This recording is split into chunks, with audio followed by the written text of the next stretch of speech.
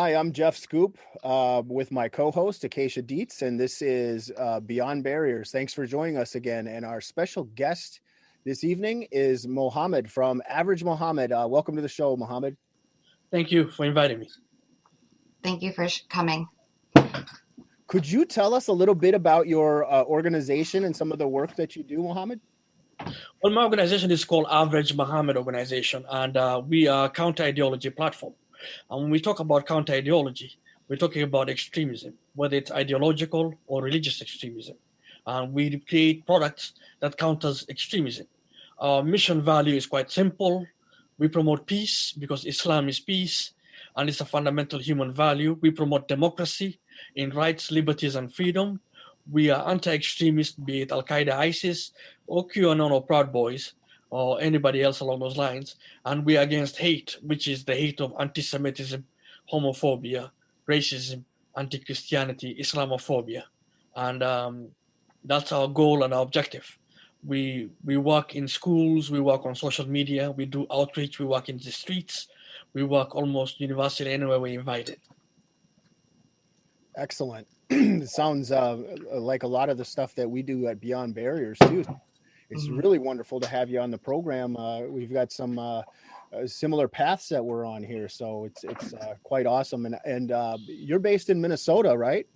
I'm in Minnesota, beautiful Minnesota. Yeah, see, I'm from Minnesota originally, so I thought it would be really interesting to have you on and talk about that. And your background, you're from Somalia or? I'm a Somali. Okay, all right.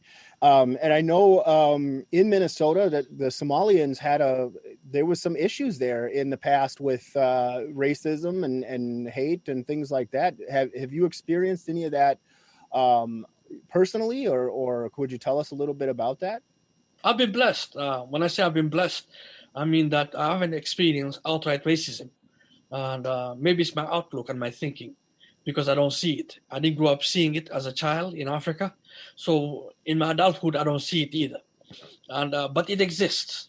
It exists because people in the community keep on telling me what's happening to them. So is Islamophobia.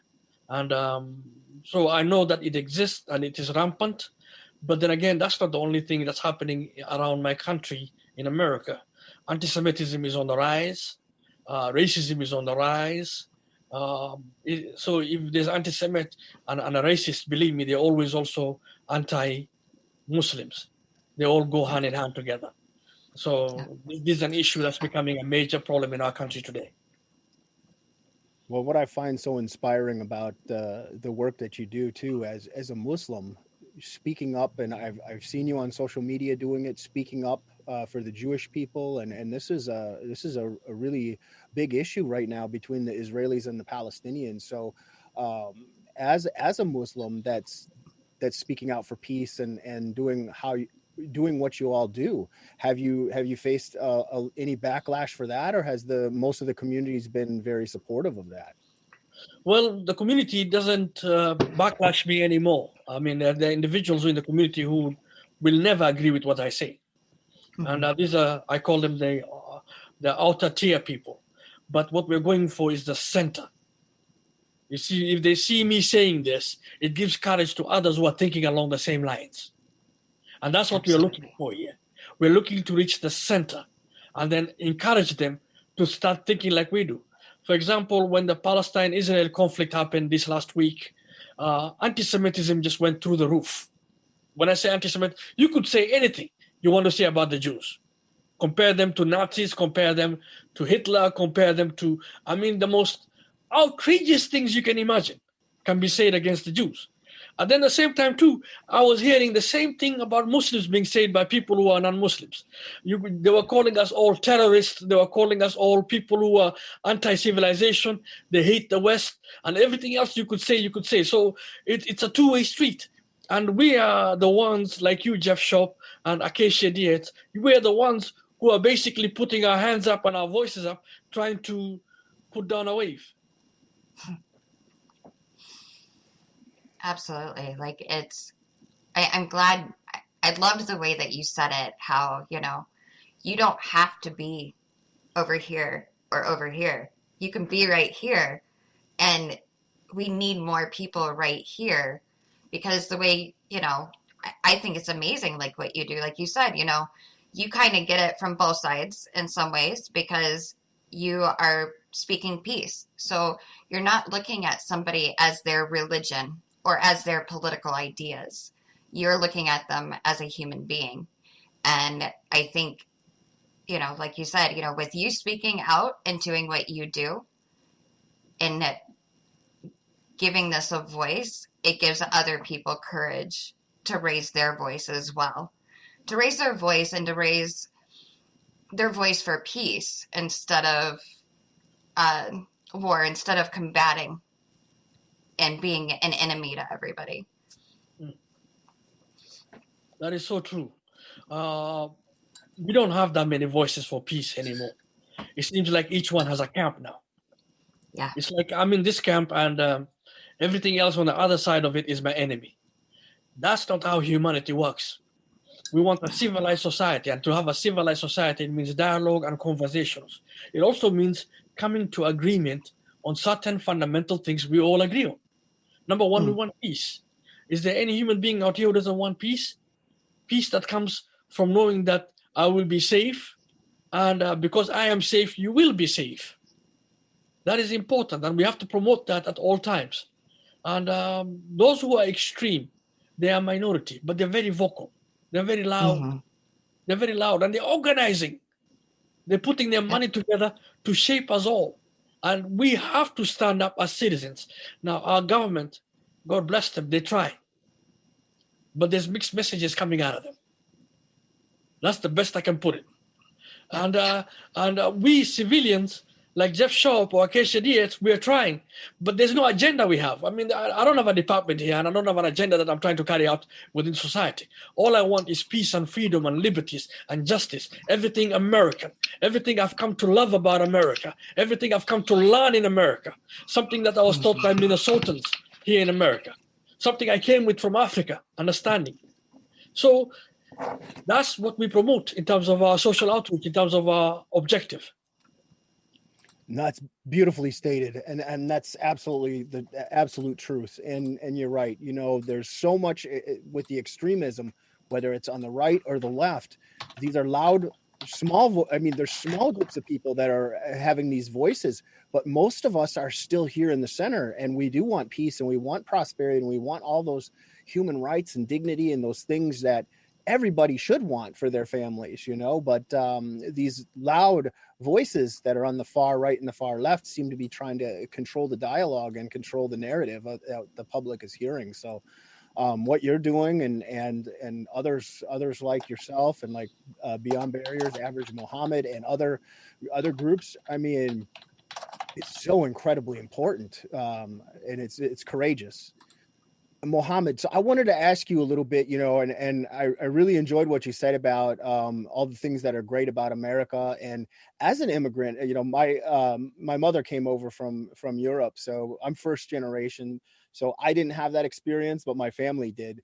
But I'm always curious to hear from people that came to this country, looking for a better life and everything, and really curious to hear about how you grew up in Africa and the differences between here and there, and why you love this country so much. Well, the first difference is opportunity. Here in America, you can be anything you want to be, provided you work hard at it. In Africa, the people who work hard every day, but they don't get opportunity, they will never make no more than $5 a day, no matter how hard they work in their lives. Here in America, the harder you work, the more you can make, the more you can produce, the more you can create, and the more you can get opportunities for. And this is generational. When we talk about generational, this is something that gets passed on not just for me, but for your kids and my kids and their kids' kids. It's opportunity that is transcendent generations. And this is something that's just amazing. Amazing. And that comes about because there's order in America. When I say there's order, we're talking about law and order. We're talking about rights and freedom. We're talking about a strong government, strong agencies, strong law enforcement, whether it's our FBI, our Department of Homeland Security, our police departments, or other agencies who will keep the peace. These are all the good things that basically make America a success. And that's the biggest difference, because in Africa, governance is an issue.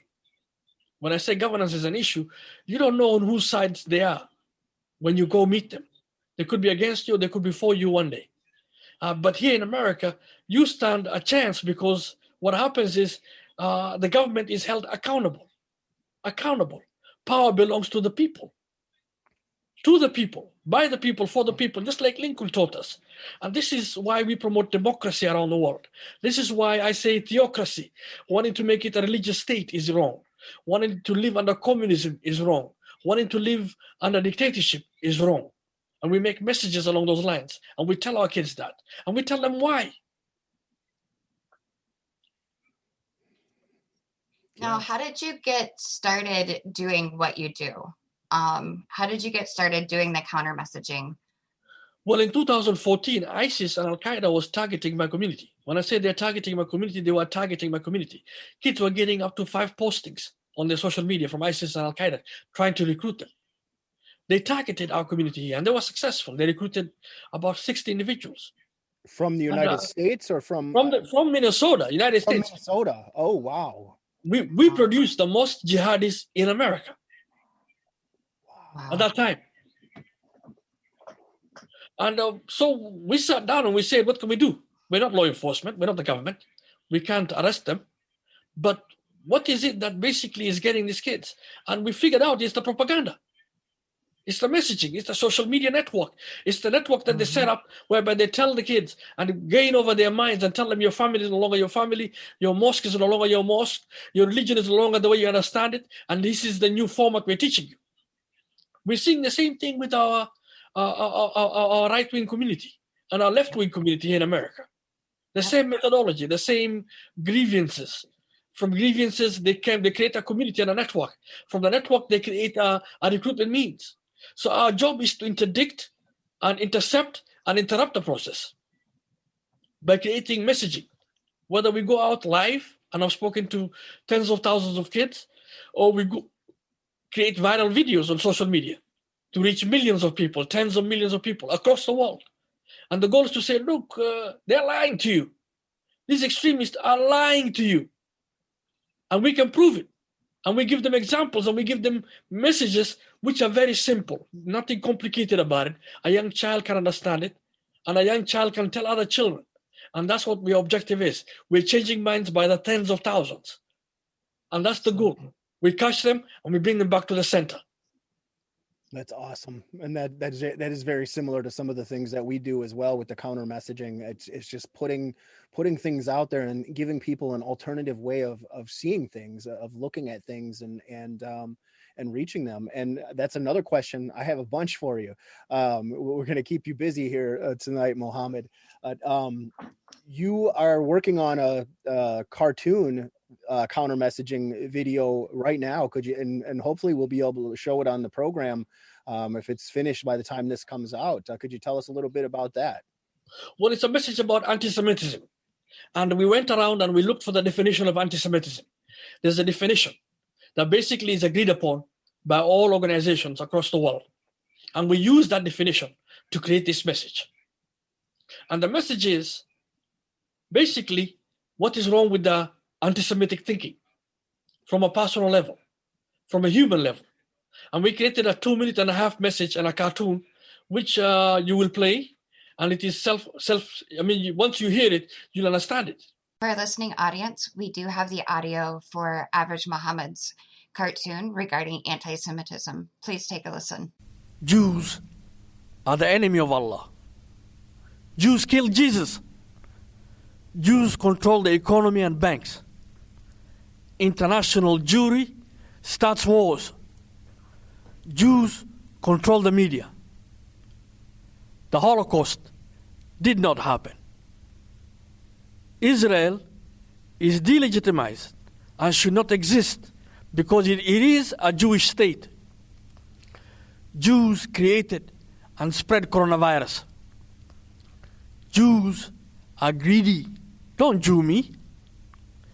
You must have heard this said at least once or more times in your lives. Perhaps you even said it yourself. It is being said publicly now by extremists, bigots, and terrorists. This is anti-Semitism, vile and ugly. Anti-Semitism denies the humanity of our Jewish brothers and sisters. The level of anti-Semitic hate today is reminiscent of 1933, when Nazi Germany began to dominate the world. By 1945, upon liberation of Europe and Russia, 6 million Jews were murdered on an industrial scale. Anti-Semitism is but a stepping stone to demonize, discredit, deny, discount the Jewish experience so as to marginalize them. Then you know what comes next, according to history. Murder. Average Mohamed asks, if you are a Muslim and experience Islamophobia, how can you then accept anti-Semitism? If you're a Christian and most of your prophets are Jews, how then can you hate the Jews? If you're a person of color and know the scourge of racism, how can you hate another human being for just being a Jew? Anti-Semitism stops when we speak up. The time for silence is over. Speak up against anti-Semitism. Courage is contagious. Anti-Semitism must go. Peace up. Extremist thinking out. Now we're putting it into images. Now across the country today in America, the hate crime, according to Anti-Defamation League, has gone up 250% just in the past couple of weeks. Not just in America, but in Europe and across the world. Jews are being attacked for just being Jews. For just being Jews. Now this is wrong. This is not acceptable to us as a civilized people. As a Muslim, I'm saying this is wrong. Because again, I have faced, or we have seen Islamophobia, and we know how it felt. We know how it discouraged us, and we know how it created fear in us. And we're saying, look, if you're a Muslim who has experienced Islamophobia, how can you then support anti-Semitism? If you're a black person or a person of color who've experienced racism, how then can you hate the Jew? If you're a Christian who believes in the prophets who are Jews, from Moses to Solomon to David, how then can you hate the Jew today who's walking on the streets in your city? It doesn't make any sense. And we're reaching out to our kids and we want them to do critically think. We want critical thinking in this process. And we're doing this, and inshallah, if God wills it, by Monday we will release it. By Tuesday we're doing a press conference, and we're trying to get funds because it costs money to spread this message on social media. Just like the extremists are spending money to spread their messages, we're asking the public to donate to us so that we can spread it and make maybe 20 to 25 million people to see it across the world. Awesome. Yeah, and that's something that so many people don't understand, and we get it because we're also working with nothing. You know, we're doing all the work that we can do with very, very little financing, and a lot of it's coming out of our own pockets. So we really do understand it. And you know, in Europe, a lot of the nonprofit organizations like Average Mohamed, like Beyond Barriers, and others, you know, are allocated funds directly from the government. So hopefully that's something that our government here in the United States will be looking into and hopefully changing, because the work that we're doing, trying to bring people back to the center, is saving lives. And Mohamed, the work you do saves lives. It changes lives and it saves lives. And there is no price tag anybody can put on that. It is priceless. It is absolutely priceless. And it's solid gold what you do, brother. And we're, again, so honored that you're on the program tonight with us, and really proud of you and all the great work that you do, sir. When you pointed on one thing too, is the fact that, like, a lot of times we in society, a lot of times in our culture, we wait until it's too late. We wait until the adults have caused destruction. We wait until, you know, mass attacks have happened. We wait until people are already radicalized, and we forget, and this is something that I think is very commendable and that you have spot on, it starts with our kids. It starts with the children. It starts with showing them how this is not okay. But also, it's not just here, blindly believe this, but use your own brain and critical thinking to see why this is wrong and to see why we need to be in the center and peaceful and how we can have peace with each other. That's huge. I mean, we have to start with our youth, because if you wait until we're already developed adults, one, it's a lot harder to reach us. And two, by the time many have reached that age, they might already be radicalized, and some come back from it and some don't. But in order to stop the cycle, you have to start with our youth. We have to start with our children. That's the point. Whoever wins the next generation wins this war. And this is a war, by the way. This is a war of ideas. This is a war of ideas. And our mantra here at Average Mohamed organization is it takes an idea to defeat an idea. In this instance, we're talking about an ideology, whether it's the far left or the far right or extremists who are religious, like ISIS, Al-Qaeda, Al-Shabaab, and Boko Haram, and the Taliban, or we're talking about people like the neo-Nazis and the Ku Klux Klan, and the Proud Boys and the QAnon conspiracy people. They're trying to tear us apart. They're saying, look, the other is the enemy. And we're saying, no, the other is our friend. Diversity is our strength. People being different, whether it's different sexuality, different religion, different color, different creed, different nationality, this does not matter. They're all human beings. And if you see that, and once you accept that, guess what? Once we teach our kids that, and we go out and we engage them on those principles, we win this generation. And if you win this generation, this issue becomes nothing. It goes back to the fringe. It goes back to the corners where it used to exist before. Mm-hmm. Well stated. Well stated. And you know, you look at it, and Keisha and I, we were extremists in our past. I'm looking at this life and the world the way it is now, and what you're saying, and being in the center, and it's the same thing we're doing as well.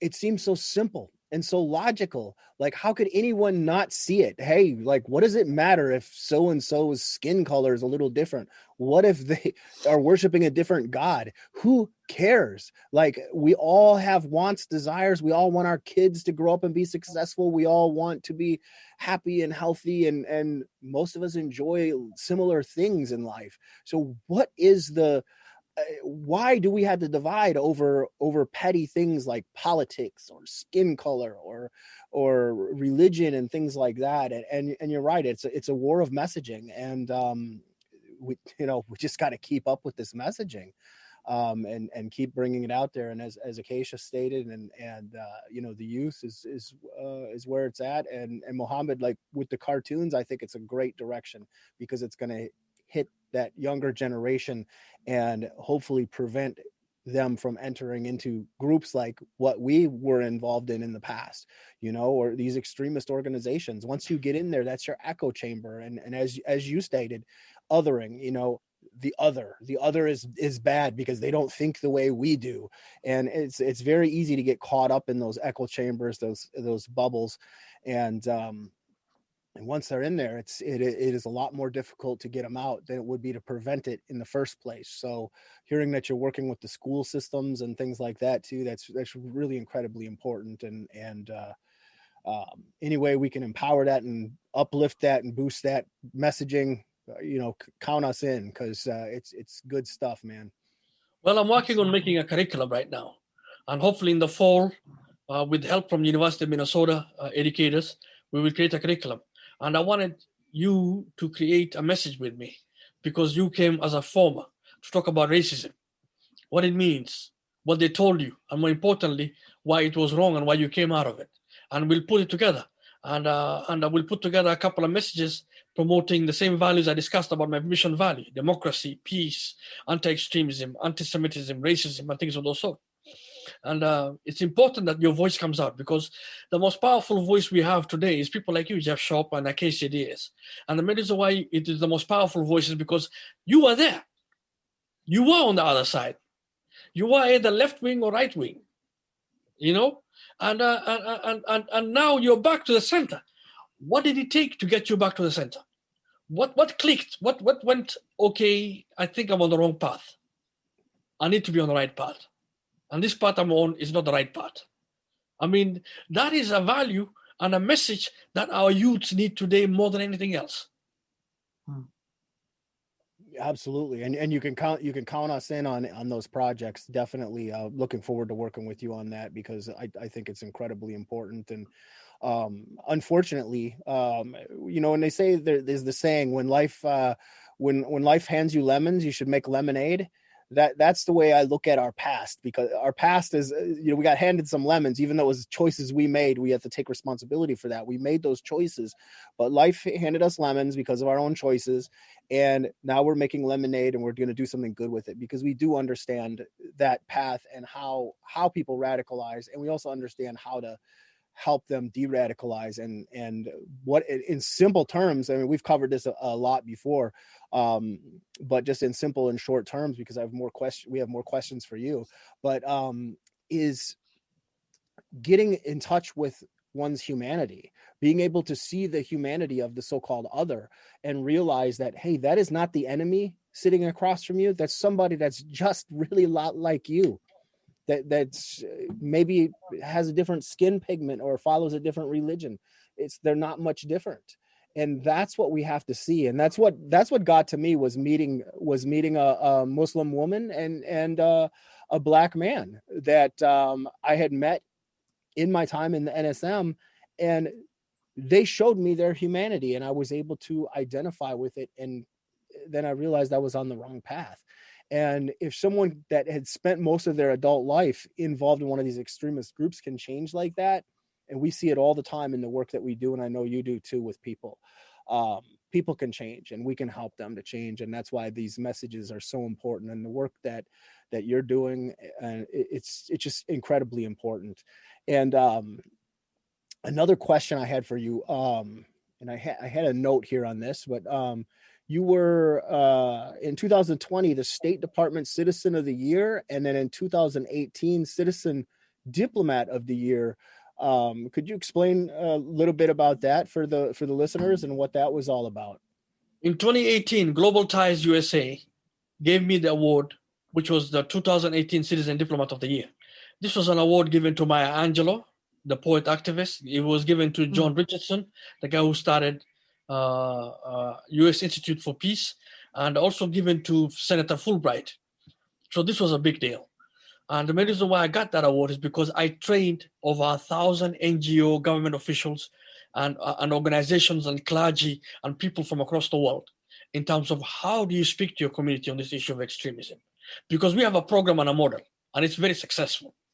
And my goal is to go ahead and say, look, this has worked for me here in Minnesota. This has worked for me here in America. It will work for you there in Africa, in the Middle East, in Asia, and in Europe.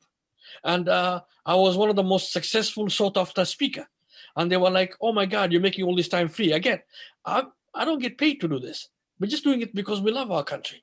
We love our humanity. So they gave me that award. And then the State Department in 2020 looked at my program, looked at the proposals we're doing and the work we're doing. And then they looked at the results, because they are hearing from across the world, we like that Average Mohamed organization. We think the model and the program works for us too. So they awarded me 2020 Citizen Diplomat of the Year because of it. And I told them the same thing I tell everybody. Awards are good, resources is better. Right? The same thing we tell our government. We say, look, right? These awards you're giving us is good. This is recognition. And believe me, it does wonders for my ego. Wonders, But ego is not the issue here. Right. The issue here is we need resources. Can you imagine if we did so much with so little? I've been using my tax returns and my funding, and I've been self-funded most of this process myself. Can you imagine if I had a budget? What can we do? What can Jeff Sharp do with a budget? Or me, Average Mohamed organization, do with a budget? When we've done so much with so little. Yeah. So we're trying to convince our government. And I talked to my senators, I talked to my congressional delegation, I've talked to people in the State Department, people in the Department of Homeland Security and the FBI. I've talked to people, they're beginning to hear us now. They are beginning, because they've tried everything else. They've tried war, they've tried surveillance, they've tried law enforcement, and guess what? The problem is still growing. That's that. Right. Yep. And I've stated too on this, people have asked, because there's a belief that a lot of times if the system or the government pressures people that are in extremist groups, that they'll leave. I don't know who. I don't know who's double down. It's the opposite. It's the opposite, and you know that too. I mean, I'm speaking to the choir here a little bit, but they don't realize it. And when I was leader of the NSM, every single time I got a visit from the feds or the police, or I got some pressure put on me, or I got into a fight with the left, or anything like that, or I got doxxed, I said, all right, now watch what I'm going to do. And I did twice as much stuff, or 2 or 3 times as much stuff. It re-energized me. It pushed me back into that bubble or into that echo chamber to strike back more and more and more. So their idea of how this stuff works is way off. They don't get it. They don't understand it. We come from that background. We understand it. You've worked with those communities. You get it. These are the kind of groups that, exactly what you said. The things we could do with the funding, and we talk about that amongst our own staff and stuff all the time about, well, what could we do, and struggling to just get basic things out because we're using our own funding, just like you mentioned. So I think it wasn't a question that was on my list for you, brother, but I think it was something that needs to be talked about and it needs to be said. So I'm glad you brought it up. Well, for the first time, our government is beginning to hear us. And the main reason why they're beginning to hear us is because Winston Churchill once said that America will do everything wrong until they come to the right decision. Yep. So they've tried their way. They tried the hammer, law enforcement, surveillance, war mechanisms. This is the hammer. And the hammer is not working by itself successfully because this problem is growing. So we're telling them try the soft power. The power that exists within us, the citizen to citizen diplomacy, the diplomacy that works between us, and we go into our neighborhoods, we go into our community, we go into our mosques, we go into our madrasas, we go into our synagogues, and we go into our churches, and we make this message, and we appeal, and we win hearts, and we win minds. Not the mind, not the hearts. The hearts belong to Allah or Jesus, but the minds we can get. Yeah. Yes. Yes. And we are successful at it, but we can't get a dime. Now, the reason why trusting people called Mohammed is not pretty much anywhere near where we expect it to be in America. I call it national security paranoia. They're scared of us. And we're telling them, don't be scared of us. Don't be scared of Jeff Shope because he was in the NSM. Look at him, what he is today. Don't be scared of an average Mohamed because you have concerns. Look at what we're trying to achieve here. Empower us. And if you empower us, guess what? You've just empowered your agency. You've just empowered your government. And you've just empowered your democracy. How hard is that?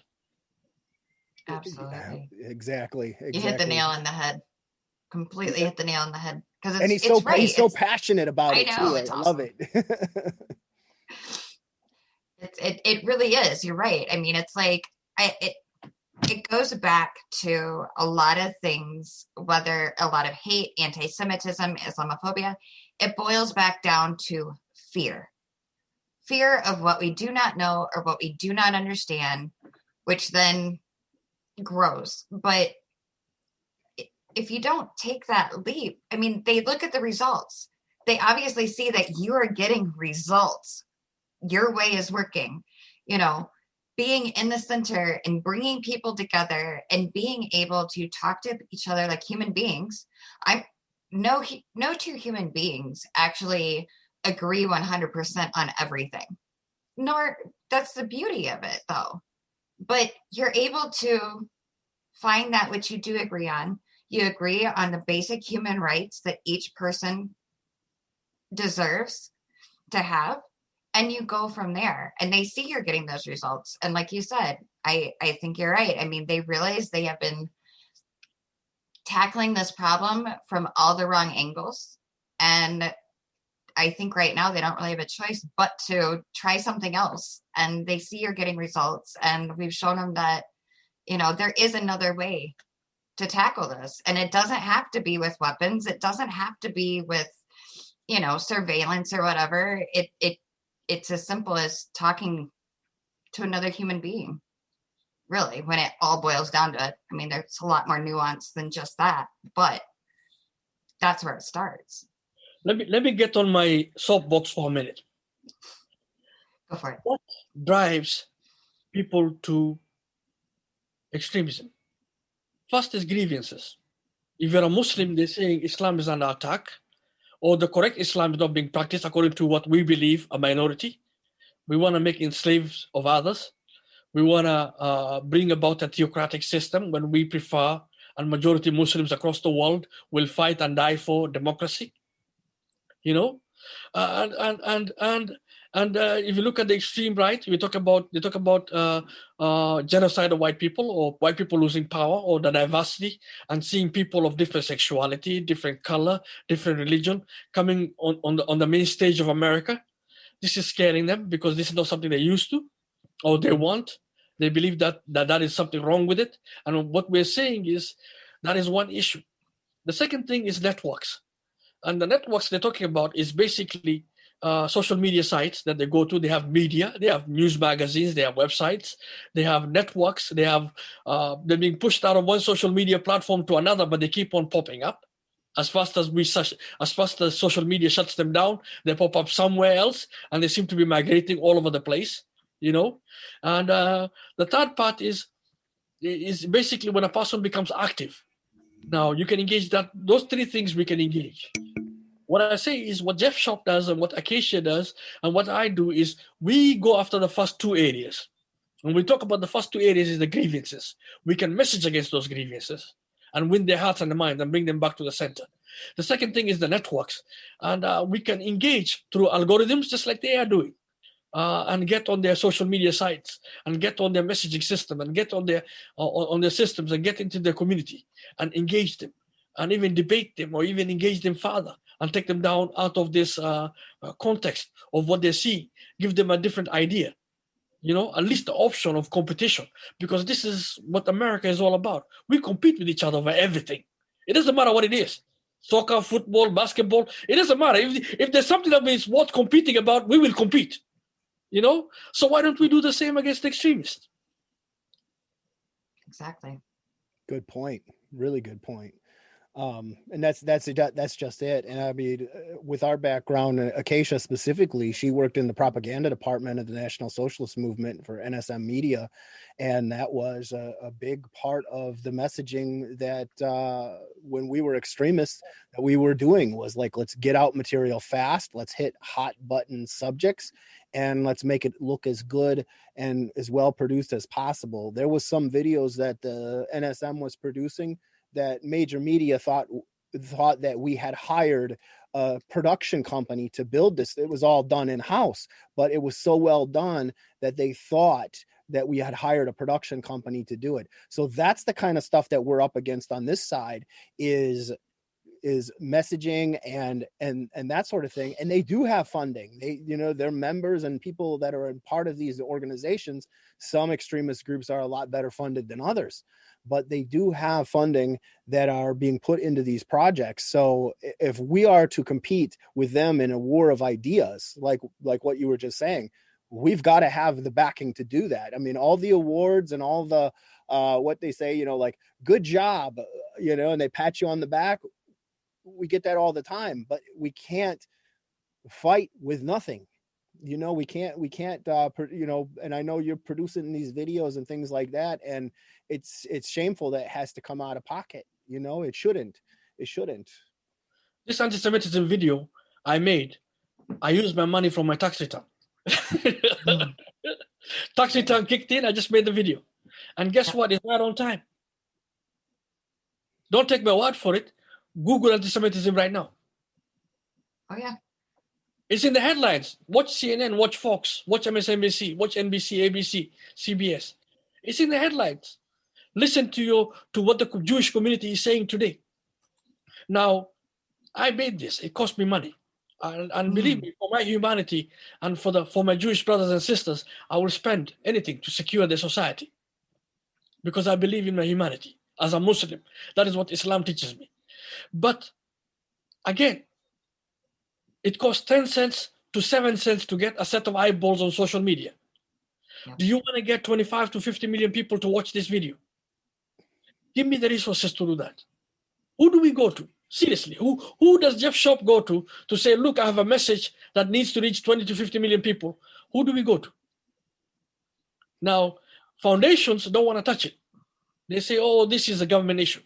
Institutions don't want to touch it because they say, oh, this is a government issue. We have money for global warming. We have money for gang intervention. We have money for diabetes, but we don't have money for counter-ideology. Yep. So who else do we have to go to? It is our government. That's the only game in town left, because, again, it is in the interest of our government to secure our societies. And in that interest, we serve that interest.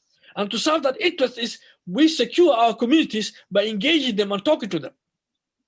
And in return, it saves the government billions in surveillance, billions in war mechanisms, billions. So it is in their interest. We're telling them what Leon Panetta, the former head of the CIA, and Prime Minister Tony Blair said in their report.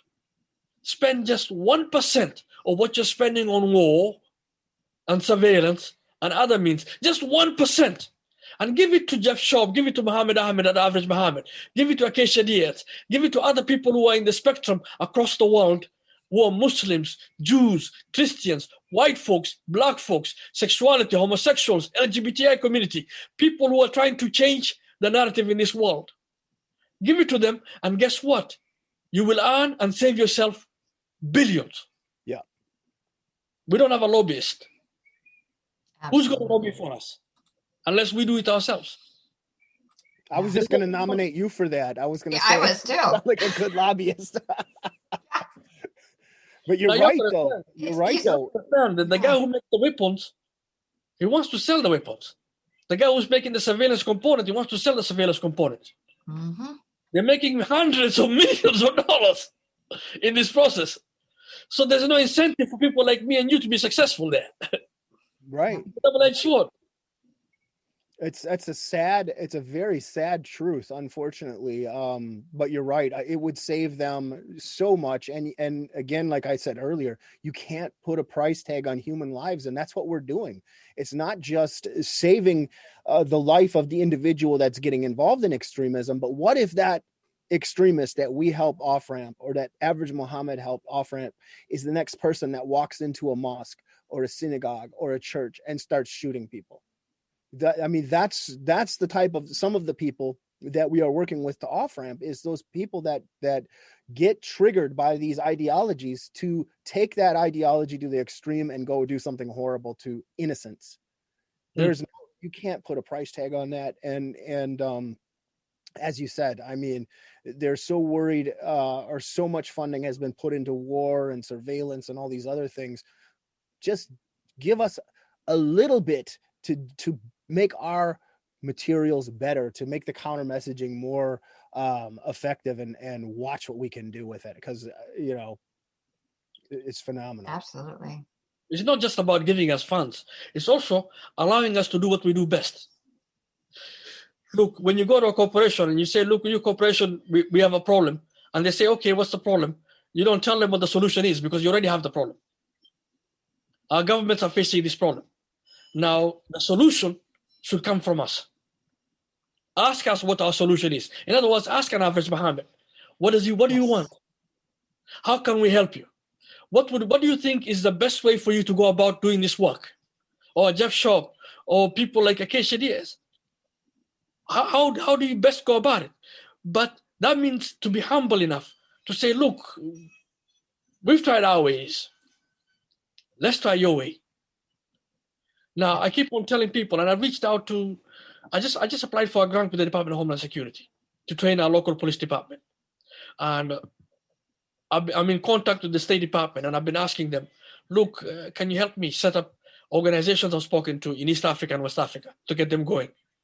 because the problem there is becoming more and more and more serious. There'll come a time within this decade that they will kick out every single Westerner out of that region. That includes me and you. Yeah. Wow. And that means basically it's going to affect our markets. It's going to affect our opportunity. It's going to affect our ability to do business anywhere in the world. This is in our interest because the bloodline of our republic is business, commerce, is opportunity, and it's about people communicating with each other and living with each other. We have a lot to offer as Americans to East Africa and West Africa and South Asia and the Middle East. And if they are kicking us out, if you can't do business there, if you can't even walk around the streets without being kidnapped or being killed, come on, man.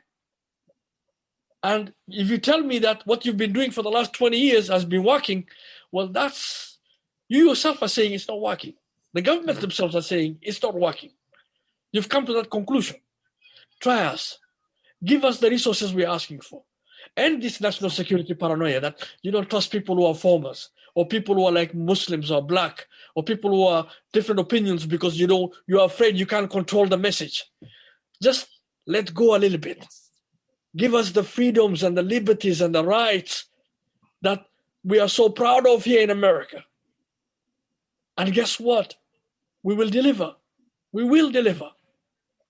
Exactly. Love it. That's that in that exact line, Mohamed. We were saying we wrote up a proposal that we just submitted tonight, I believe, and it was to another government, and we said, not only do we do what we say we're doing, but we deliver. So it was really awesome to hear you say that exact same line, because that's just it. We're not just talking about it. We are actually making things happen, and we're doing it with so little.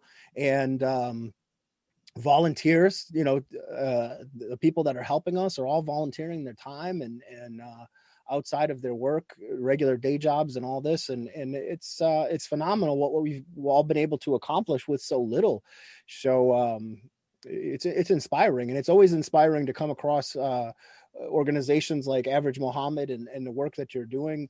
And I didn't even realize you had an international component to the work that you're doing.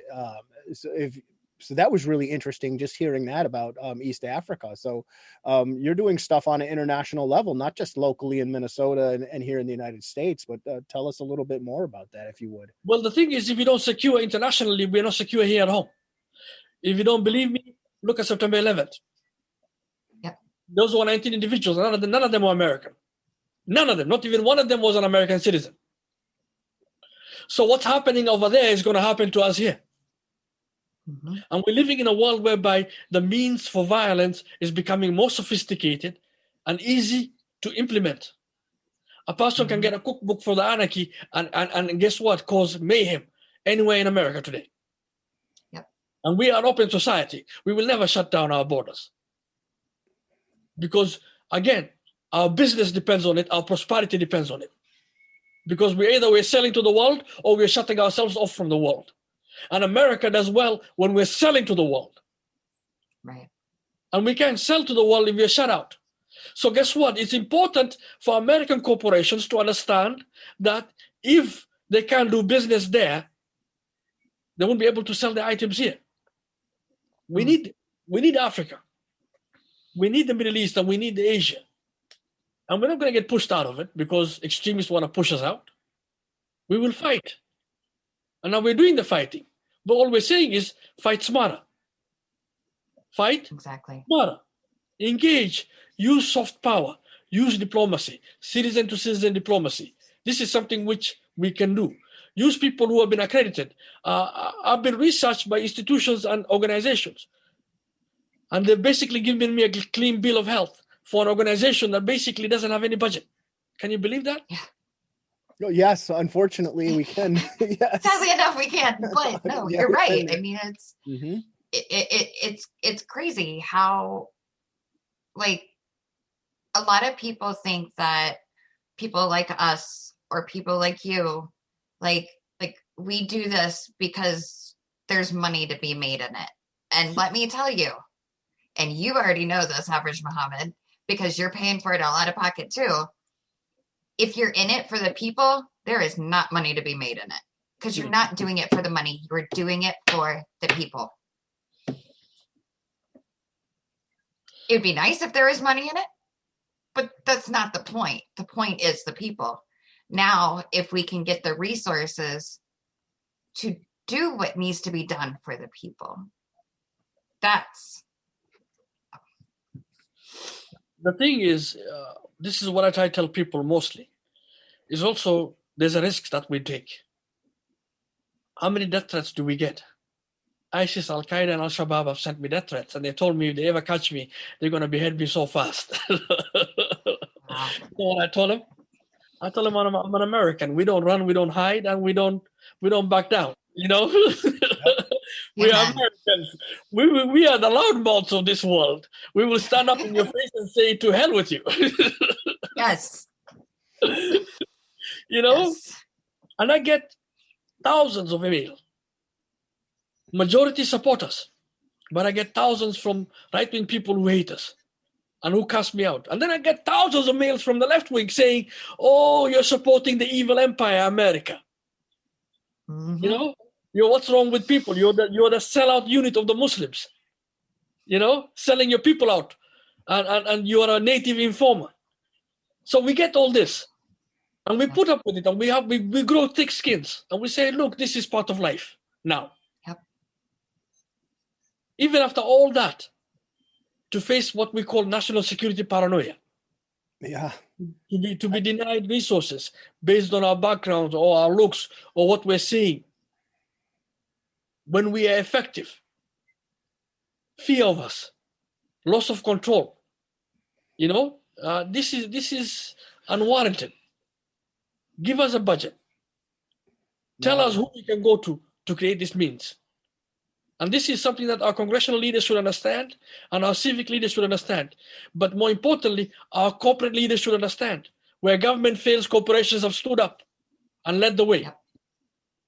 You know, it's a great point that you made too about, you know, and we get that as well. We get threats and things like that as well from because we were extremists and now we're in the center. So we get it from the right, from the left. The left some of the far left will say you guys are still Nazis because you're not with us. And the far right will say you guys are commies and Antifa or whatever because you're not with us. So both sides are so polarized and they can't see this middle area. But you're right. And I think the government doesn't trust a lot of us. And but and I don't talk about it very often about being threatened and things like that. I just don't. But it is a really valid point. We put up with that. You know, we left our lives that we had before because we don't believe in it, because it's wrong. And we finally saw that it was wrong. So we're trying to do something good here. And we have the skill set. We have the experience to be able to do that. And we are doing what we can with what's available. So I think it's really important that, you know, how you explained it was brilliant, man. And it really needs to be said. It needs to be heard as well. And it brought me to another, just a quick thought that I had on it. In some of the work that we do with helping people to disengage and de-radicalize from extremism, a lot of times I'm talking with people that are on the fence. They're still in the movement. They're not completely out yet. And I'll get done with a phone call with one of them and they'll be like, you know what? This was really cool. This was really interesting. And I said, yeah. And they said, even though we're on different sides of the political fence, we both showed each other respect and we had a decent conversation like two human beings. And and it was great. How cool is that? And, you know, at the time, when I hear that, I think like, well, of course you can call and have a conversation about these things. But when you think about it afterwards, or, you know, you start processing these things, you think, wow, these are people that are extremists that we're working with that are so happy about just being able to have a conversation because they're used to hitting that wall, you know, like when you get out there and you're against everybody and everybody's against you. And now someone's just listening and it's like really meaningful to them to just here's somebody that's willing to listen. That's where it begins. That's how we change hearts and minds, is just listening. And when you listen to them, they have to listen to you too, because it's a respect thing. So now we have that opportunity to plant those seeds. And we don't have enough of that in America right now, because even between Republicans and Democrats, things are so polarized that if you voted for Trump, then you're a bigot and we're not going to talk to you. Or if you voted for Biden, you're, a commie or something, and we're not going to talk to you. And neither of these things are necessarily true. Most of us are here in the middle. And I wish more people would see it, but we're working on it. Well, I wish you the best of luck. And inshallah, if God wills it, we will get what we're asking for. Because now, finally, our government is listening to us. Finally. Like I said, what Winston Churchill said, it was the truth. They will try everything wrong before they come to the right decision. and they're coming to the right decision now. And we were trying to empower our FBI, our DHS, our State Department, our CIA, our soldiers, who we are very proud of. Memorial Day weekend is coming up. We're very proud of our soldiers. And we're telling them, look, you're fighting hard. Fight smart. Use us. Put us to work. Give us a budget. We'll tell you what we're trying to do. And we will quantify it for you. And we'll bring you back results. And let's go from there. I cannot argue with 1 second of that. That's great. Absolutely. Keisha, do you have any more questions for Mohamed? I've got lots of questions, but you hit everything right on the head. Like, I'm very, very excited to see the new cartoon that you just did and see where it goes, because I mean, this is what we need more of. Like you said, it's a battle of ideologies. It's a battle of the mind, really, which then turns into a physical thing. But, and that's where you got to start. You got to start, there. So I think what you're doing is absolutely commendable. I think it is completely on the right track. Like, I love it. I really do. Thank you for saying that. It's true. Coming from your background, that goes a long way. I mean it. You said it in the beginning that, lifting your voice gives other people the courage to lift their voice. And it's true. I mean, it's because of people like you and others, and, that I keep doing what I do. And I know Jeff keeps doing what he does, because, as you know, doing this kind of thing can be very mentally exhausting. Mm. But if we don't do it, who will? Hopefully more people will. That's true. So. That's why I created Average Mohamed. Because I'm just an average guy, just like you are, just average people. And it takes the average guy to radicalize the average citizen. It will take us average citizens to de-radicalize our communities. And we're willing, we put up, and we're walking the walk. What we need is support. What we need is platforms. What we need is networks. What we need is resources. And we're asking for it loudly now. Before we were quiet about it, but now we're not quiet anymore, because they're shooting up our synagogues. They're shooting up our Walmarts. They're shooting up our mosques. Yep. We're done. We're done. No more Mr. Nice Guy. We're trying to do the right thing, and we're asking our institutions, our foundations, our corporations, our governments, step up. We did. You should too. Step up.